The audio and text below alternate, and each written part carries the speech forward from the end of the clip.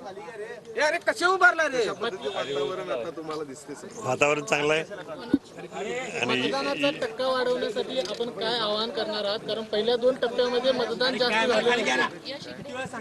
मतदान करण्यासाठी मी सांगितलंय सगळ्यांना की लवकर येऊन मतदान केलं पाहिजे सगळ्यांनी. कोणाचा तडाखा देखील कोणाच्या तडाख्याच्या आधी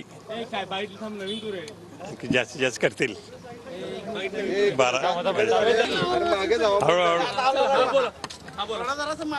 अरे नाही सगळ्यांना आव्हान केलंय की मतदान जास्तीत जास्त करावं म्हणून लवकरात लवकर करून घ्यावं असं सांगितलंय आणि करतील सगळेच. पहिल्या 2 टप्प्यामध्ये महाराज मतदानाचा आकडा आहे तो खूप कमी झाली होती टक्केवारी. ही टक्केवारी वाढणं खूप गरजेचं आहे. काय सगळ्या नागरिकांना आवाहन? टक्केवारी वाढलीच पाहिजे किंवा कारण ते लोकशाहीच्या दृष्टिकोनातून कमी वोटिंग होणं मतदान होणं हे बरोबर नाही तर वाढणारच नक्की. तर कोल्हापूर नेहमीच अग्रेसर मतदानाच्या टक्केवारीत असतं. यावेळी देखील तो विश्वास वाटतोय का? राहणार ना अग्रेसर राहणारच. कोल्हापुरात आज चैतन्याचं वातावरण आहे.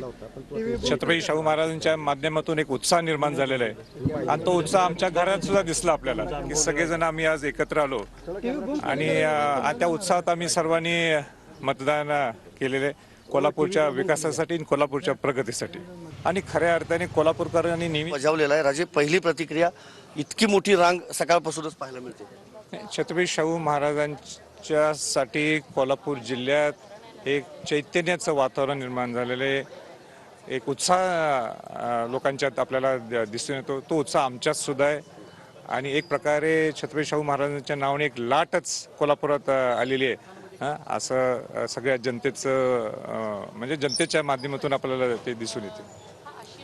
पण मला सांगा, आव्हान वाटतंय कारण एक म्हणजे मुख्यमंत्र्यांपासून अगदी मोठे नेते कोल्हापूरमध्ये तळ ठोकून होते, ताकद लावलेली असं वाटतंय समोरच्या बाजूने. ठीक आहे ना, ते काय म्हणजे ते काय नवीन नाही आहे. पूर्वीपासून ती एक पद्धत असतीच करायची आणि त्याच्यात त्याला आम्ही एवढं महत्त्व देत नाही. त्याला आम्ही काही एवढं महत्त्व देत नाही. आम्हाला एवढंच माहिती आहे की जनतेने ठरवलं यावेळी. जनतेचं मनातला निर्णय हाच आहे की छत्रपती शाहू महाराजांना विकासासाठी कोल्हापूरच्या प्रगतीसाठी आम्ही दिल्लीला पाठवणार आहोत. मी एवढे म्हणजे कानाकोपऱ्यात जाऊन पोचले, सगळ्या जिथं धनगरवाड्या आहेत तिथं जाऊन मी पोचले. मी स्वतः 750 गावं केलेत, सैनिकांनी 250 गावं, शहाजीराजेंनी 100 गावं केलेत.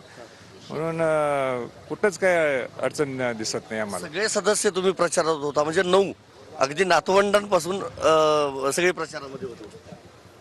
जितकं शक्य होईल तिथं आम्ही सर्व छत्रपती घराण्यातल्या व्यक्तींनी संपर्क लोकांशी साधलाय, लोकांचा विश्वास प्राप्त केलेला आहे. लोकांना सुद्धा आम्ही विश्वासाने सांगितलंय की आमचं कोल्हापूर जिल्ह्यासाठी विजन प्लॅन काय आहे. मला सांगा, चंदगड पासून करवीर पर्यंतचा सगळा भाग तुम्ही पिंजून काढलेला आहे. काय अनुभव होता? कारण 2009 साली देखील तुम्ही लोकसभा निवडणूक लढवली होती. त्यावेळचा फरक यावेळचा फरक काही जाणवला? निश्चित फरक जाणवतो. यावेळी लाट आहे महाराजांची.